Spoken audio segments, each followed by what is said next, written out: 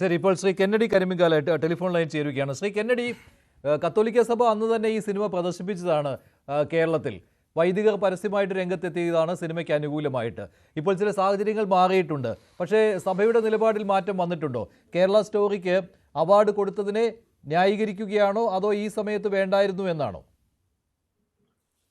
അല്ല, അതൊരു എന്താ പറയുന്ന ഒരു കൂട്ടം കലാകാരന്മാർ അതിനകത്ത് അധ്വാനിച്ചിട്ടുണ്ട്. അതൊരു കലാസൃഷ്ടി ആണ് സത്യത്തിൽ.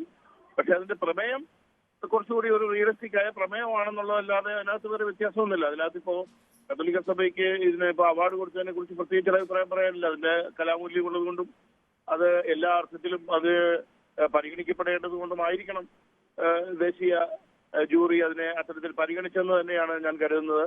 അതല്ലാതെ ആരെങ്കിലും പറഞ്ഞു വെക്കുന്നത് പോലെ ഏതോ ഒരു പ്രൊപ്പഗൻഡ സിനിമയ്ക്ക് അവാർഡ് കൊടുത്തു എന്നൊക്കെ പറഞ്ഞ് അതിനെ ഇകഴ്ത്തുന്നത് ഒരു കൂട്ടം കലാകാരന്മാരുടെ കഴിവിനെ ഇകഴ്ത്തി കാണിക്കുന്നത് തുല്യമാവും. അതിന്റെ കണ്ടന്റ് ഇങ്ങനെ ആയിപ്പോയതിന് ആർക്കെങ്കിലും വേദനിച്ചിട്ട് കാര്യമുണ്ടോ?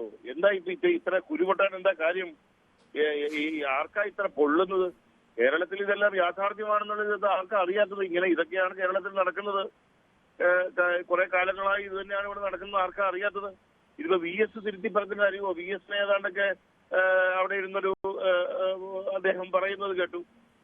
വേറെ VS അല്ലാതെ തന്നെ ഇപ്പോഴത്തെ മുൻ DGP ആയിരുന്ന ബെഹ്റ സാറും മുൻ DGP ആയിരുന്ന TP സെൻകുമാറും ഇപ്പോഴത്തെ DGP എവിടെയും പറഞ്ഞത് മറന്നു പോവുകയാണോ? ഇവരെല്ലാം DGP-മാരാണെന്ന് ഓർക്കണം. മുഴുവൻ ഇന്റലിജൻസ് ഫയലുകൾ അടക്കം കൈകാര്യം ചെയ്ത് എന്നിട്ടാണ് അവരിത് പുറത്തോട്ട് പറയുന്നത്. അപ്പൊ ഇതൊക്കെ യാഥാർത്ഥ്യങ്ങളായ കാര്യങ്ങളല്ലേ? ഇതൊക്കെ അവിടെ ഇവിടെ ഇരുന്ന് പറഞ്ഞു കഴിഞ്ഞാൽ തള്ളിക്കളയാൻ പറ്റുന്ന വിഷയങ്ങളാണ്. ഇതൊക്കെ പച്ചയായ യാഥാർത്ഥ്യങ്ങളാണ്. ഇതാണ് കേരളത്തിൽ നടക്കുന്നത്. കാലാകാലങ്ങളായി ഇവരെ ഇടതുപക്ഷവും വലതുപക്ഷവും ഘടകകക്ഷികളെ പോലെ കൂടെ കൂട്ടിയതിന്റെ അനന്തരഫലം ഇപ്പോഴും അത് തന്നെ സംഭവിച്ചുകൊണ്ടിരിക്കുന്നു, തുടർന്നുകൊണ്ടേയിരിക്കുന്നു. ഇവരുടെ ക്ലച്ചിൽ നിന്ന് ആർക്കും രക്ഷപ്പെടാൻ കഴിയുന്നില്ല. ഇവരുടെ പണം ഇവർ അന്യായമായ രീതിയിൽ ഉണ്ടാക്കി പമ്പ് ചെയ്തുകൊണ്ടുവരുന്ന ഹവാല അടക്കമുള്ള രീതികളിലൂടെ കടത്തിക്കൊണ്ടുവരുന്ന പണം ഇത്തരത്തിലൂടെ നമ്മുടെ സംവിധാനത്തെ ആകെ ഹാക്ക് ചെയ്യുകയാണ്. നമ്മുടെ ഇക്കോണമിയെ മൊത്തത്തിൽ ഹാക്ക് ചെയ്യപ്പെടുകയാണ്. ബിസിനസ് രംഗങ്ങൾ മൊത്തം ഹാക്ക് ചെയ്തിരിക്കുകയാണ്. പൊളിറ്റിക്കൽ രംഗം ഹാക്ക് ചെയ്തിരിക്കുകയാണ്. നമ്മൾ വിചാരിക്കും ഇവിടെ കൂടെ കുറച്ച് മതങ്ങളുണ്ടോന്ന്. ഇതര മതങ്ങളിനകത്ത് പോലും ഇൻഫിൽട്രേഷൻ ഇവർക്ക് സാധിച്ചിട്ടുണ്ട്. ഇതര മതങ്ങളിൽ പോലും. കാരണം ക്രിസ്ത്യൻ സഭയിലെ ചില പുരോഹിതർക്കെതിരെ ഇവരുമായിട്ടൊക്കെ ബന്ധമുണ്ടെന്നൊക്കെ പറഞ്ഞ ആരോപണം വരുന്നുണ്ട്.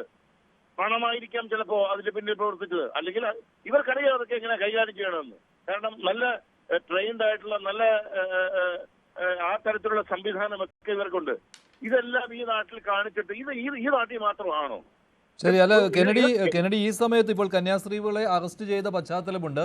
അപ്പോൾ വർഗീയ അജണ്ട നടപ്പാക്കുകയാണ് സംഘപരിവാർ എന്ന് ക്രൈസ്തവ സംഘടനകൾക്കും സഭയ്ക്കും നിലപാടുള്ള ഒരു സമയമാണിത്. അത് BJP അവരെ നിയന്ത്രിക്കുന്നില്ല എന്ന നിലപാടുള്ള ഒരു സമയമാണ് ഇത്. കഴിഞ്ഞ ദിവസങ്ങളിൽ കണ്ടതാണ്.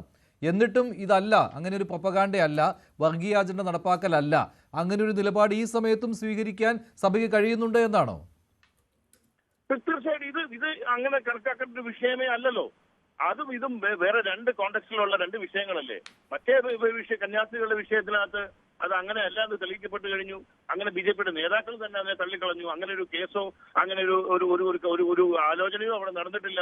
ആ ഒരു നീക്കം തെറ്റായി പോയി അവർ തന്നെ അഡ്മിറ്റ് ചെയ്ത് കഴിഞ്ഞപ്പോ പിന്നെ അതിനെ ഇതുമായി ഈ ഒരു കോണ്ടെക്സ്റ്റുമായിട്ട് നമ്മൾ നോക്കേണ്ട കാര്യമില്ല. ഇത് തീർച്ചയായും വേറിട്ടൊരു കോണ്ടെക്സ്റ്റിൽ കാണേണ്ട കാര്യമാണ്. ഇതിനകത്ത് ഇത് ഈ പച്ചയായ യാഥാർത്ഥ്യം തന്നെയാണ്. ആർക്കും തള്ളിക്കളയാൻ കഴിയില്ല. ഇത് കേരളത്തിലെന്നോ ഇന്ത്യയിലെന്നോ അല്ല, ലോകമാകമാനം കാണുന്നൊരു ഫിനോമിന അല്ല. ഇതിനെ ലോകത്താകമാനം നമ്മൾ കാണുകയാണ്. ഇത് എങ്ങോട്ടാ പോണെന്ന് നോക്കിക്കോളൂ. ലണ്ടന്റെ മേയർ ആരാണെന്നൊന്ന് നോക്കൂ. ബ്രിട്ടന്റെ പോക്ക് എന്താണെന്നൊന്ന് മനസ്സിലാക്കിയോ. എനിക്ക് എന്റെ സുഹൃത്തുക്കൾ പുരോഹിതന്മാരുണ്ട് ഹാർഡ്വാർഡിൽ പഠിക്കുന്നത്. അവിടുന്ന് എന്നോട് പറഞ്ഞത് എന്താണെന്നറിയാമോ?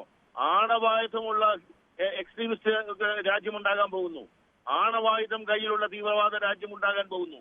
ലോകത്തിന്റെ പോക്ക് വളരെ ഗതികെട്ട രീതിയിലേക്കാ. ഇവരിവിടെ നിന്ന് ഞഞ്ഞാപുഞ്ഞ പറയുന്ന ശരി, ഡോക്ടർ B. ജയരാജ്, ഇപ്പോൾ ഇത് CPM-ന്റെ പ്രമുഖ നേതാക്കളെയും ഇപ്പോഴത്തെ മുഖ്യമന്ത്രിയെയും പഴയ മുഖ്യമന്ത്രിയെയും തന്നെ കോട്ട് ചെയ്തുകൊണ്ടാണ് ഡിഫൻസ് ഉണ്ടാക്കുന്നത്.